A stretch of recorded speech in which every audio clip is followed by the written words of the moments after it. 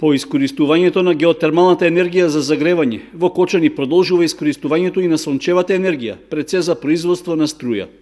Комуналното јавно предпријатие Водовод го заврши поставувањето на фотоволтаични панели за добивање електрична енергија и во моментот ја спроведува постапката за добивање соодветна лиценца од Регулаторната комисија за енергетика и од другите државни институции.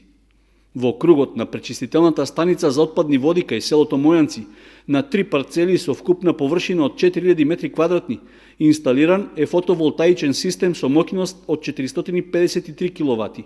На годишно ниво тој ќе произведува минимум 590.000 киловат часови, што треба целосно да ги покрие потребите од струја за функционирање на објектот. Од Советот на општина Кочани е добиена согласност за постапката, односно по комплетирањето на изградбата и техничкиот прием на комуналното предпријатие ќе му биде дадена на трајно управување пречистителната станица, што беше и еден од условите за добивање на лиценцата.